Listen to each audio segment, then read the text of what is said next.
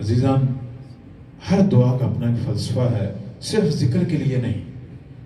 دعا کے مضامین بشک اس کے 2-3 جملے یاد کر لیں، جملے یاد کریں اور ساتھ دل سے اللہ کو پکاریں کہ اس کے مضامین میرے وجود میں مجسم. لیکن آغاز جو ہے وہ عبودیت سے ہے. وہ جیسے میں نے پہلے بھی عرض کیا، یہ جو آیا جسے سرنامہ کلام قرار دیا کہ بقیت اللہ خیر لکم ان کنتم مؤمنین، صاحب ایمان کے لیے مولا کا وجود خیر و برکت ہے. اور صاحبان ایمان کون ہیں؟ سورہ مومنین کے اندر آپ دیکھیں، صاحبان ایمان کے اندر پہلی شرط کیا ہے؟ یہ گناہوں سے دوری کرنے والے ہیں، ترک گناہ. امام کا قرب ترک گناہ ہے.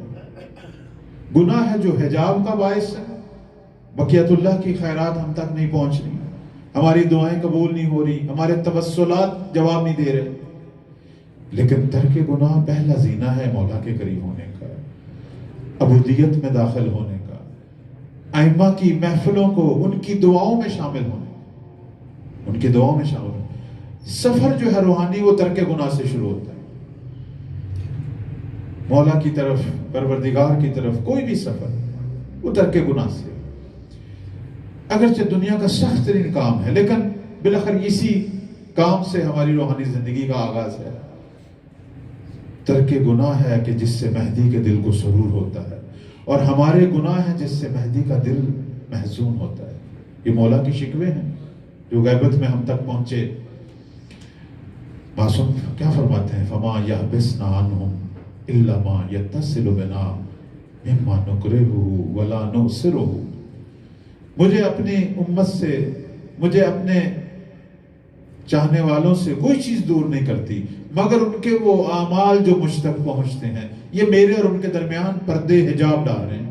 ہمارے گناہ ہمیں اپنے امام سے دور کرتے ہیں، حجاب ڈالتے ہیں، فاصلے پیدا کرتے ہیں. نیکیاں فاصلے ختم کرتی ہیں، ترک گناہ فاصلے ختم کرتی ہیں. ترک گناہ سے معرفت بھی پیدا ہوتی ہے. معرفت پر گفتگو بہت ہوتی ہے، لیکن اس کا بھی آغاز ترک گناہ سے. کیوں کہا گیا کہ امام کے جو معرفت رکھنے والے ہیں وہ ایسے ہیں جیسے ان کے خیمہ میں رہتے ہوں؟ یہ 5ویں امام کا فرمان ہے. یعنی اتنا نزدیک ہو گئے، فاصلے ختم ہو گئے. گناہ شیطان کے قریب کرتا ہے، دشمنوں کے قریب کرتا ہے مولا کے. نیکی امام کے قریب، امام کے چاہنے والوں کے قریب. اسی وقت بھی ہمارا دن میں ہر کام یا مولا کے خلاف جا رہا ہے یا ان کی حمایت میں جا رہا ہے، یا ظہور کی تعجیل میں جا رہا ہے یا غیبت کے طولانی ہونے میں. ہمارا نقش کیا ہے؟ پورے دن گزارنے کے بعد رات کو انسان غور کرے میں کس کے محاذ میں رہا ہوں، پورا دن کس کا ساتھ دیتا رہا ہوں؟ اپنے مولا کی غیبت کی طولانی ہونے کا باعث رہا ہوں یا ظہور میں تاجیل؟ یہ جتنے بھی ظہور میں تاجیل کی دعائیں کرتے ہیں یہ اس وقت اثر انداز ہوں گی ہمارے معاشرے پہ، دنیا میں، جب ہم خود تاجیل میں اپنا عملی کردار بھی شروع کریں گے. میں کس کا ساتھ دے رہا ہوں؟ اور میں کسی وقت بھی ایسی نیت کر لوں تو اس پوری زندگی سے میں نکل سکتا ہوں. 180 درجے پہ میری زندگی بدل سکتی ہے. میں بس بات کو ختم کر رہا ہوں. ہے تو بڑا عجیب سا مرحلہ، لیکن امام سے اگر توسل کیا جائے اسی ترک گناہ کے لیے، کر کے دیکھ لیں، جواب آتا ہے، توفیقات ملتی ہیں. گناہ کے راستے بند ہونا شروع ہو جاتے ہیں، حد اقل گناہ سے روکنے کی کوششیں شروع ہو جاتی ہیں. امام تو قریب ہیں، ہمارے امام قریب ہیں. ولی پروردگار ہمیشہ قریب ہے. وہ ہمیں دیکھتے بھی ہیں، ہم نہیں انہیں دیکھتے، یا دیکھتے ہیں تو پہچانتے نہیں. وہ قریب ہیں، ہمارے لحظات ان تک پہنچتے ہیں، ہمارے روزمرہ کے اعمال پہنچتے ہیں. مولا قریب ہے، اس میں کوئی شک نہیں. لیکن میری ایک ایک تصمیم، ایک ایک ارادہ کہ کیوں نہیں امام کی طرف سے توفیقات کا باعث بنتا ہے. میں اب آپ سے ایک چھوٹا سا سوال کرتا ہوں کہ وہ شخص جس نے سید الشہداء کی لگام میں، زلجنہ کی لگام میں ہاتھ ڈالا تھا، جناب حر، ماہ رمضان اور مولا کا وجود مبارک ہم سب کے لیے حر بننے کا باعث، اپنی پوری گناہ آلود زندگی سے خیر آباد کہنے کا باعث. اب آپ غور فرمائیں کہ وہ شخص جس نے لگام میں ہاتھ ڈالا تھا اور مولا کو مجبور کر کے کربلا لے کے آیا. اور پانی بند کرنے میں بھی حر کی فوج تھی جس نے آل رسول پر پانی بند کیا. یہاں تک اس کے مظالم کی زندگی ہے. اس سے پہلی بھی زندگی ایسی تھی. یہ شروع سے عثمانی تھا کیونکہ اس زمانے میں دو قسم کے شیعہ تھے, شیعان عثمان اور شیعان علی. دنیا دو قسم کے شیعوں میں تقسیم تھی. یہ عثمانی تھا شروع سے, زیادہ کوئی اہل بیت سے یا ان کے قریب نہیں تھا.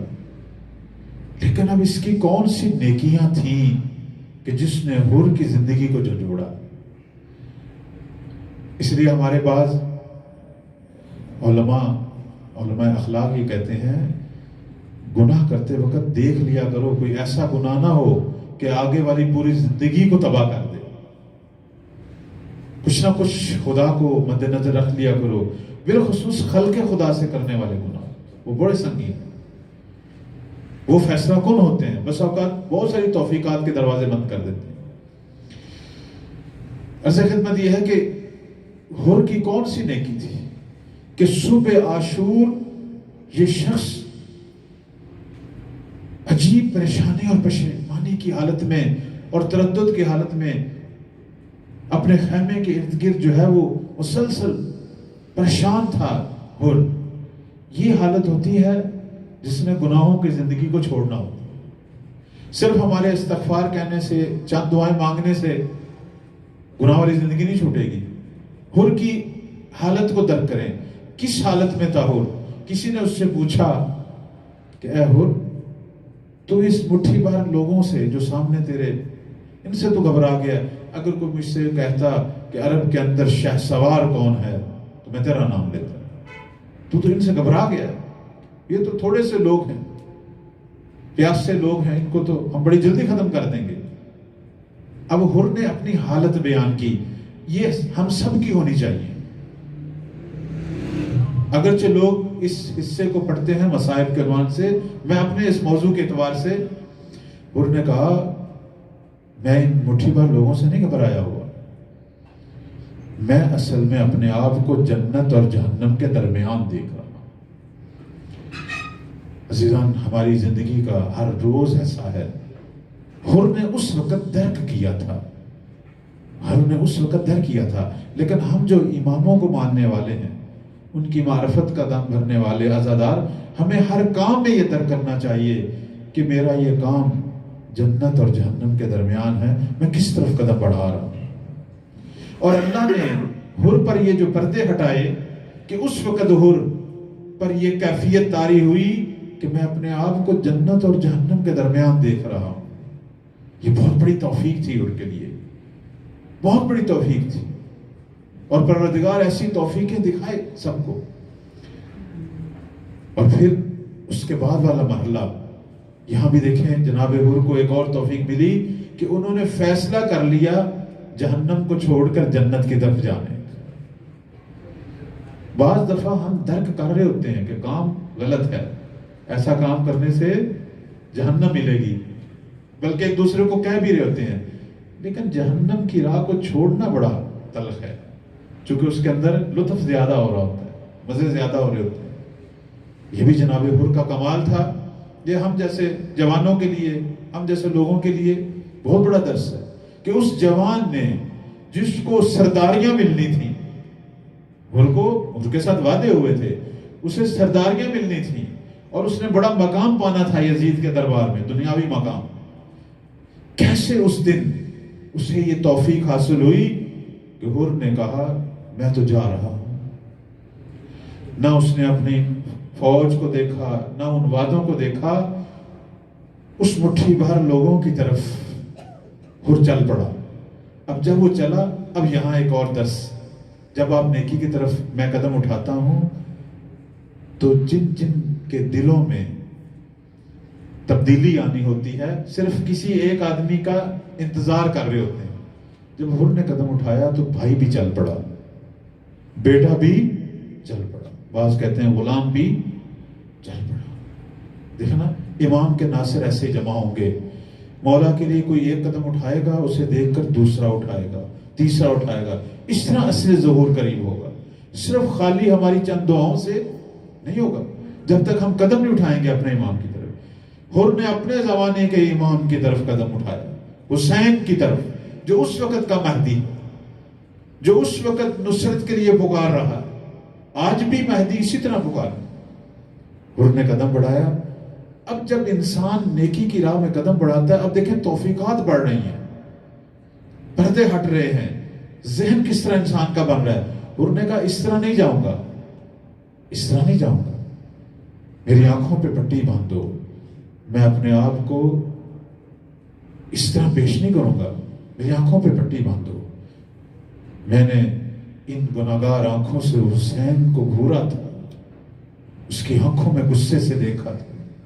کیونکہ مولا نے جب اس نے لگام میں ہاتھ ڈالا تھا نا, تو امام نے کیا کہا تھا, حر تجھ پہ تیری ماں روئے.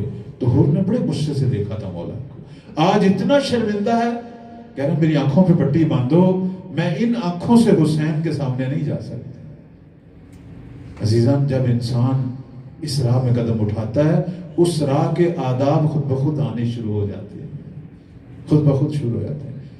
کبھی ہم اپنی زندگی پہ غور کریں, پروردگار کی بارگاہ میں کتنے کتنے بڑے گناہ کیے ہیں کہ ایک دوسرے کو بتا بھی نہیں سکتے.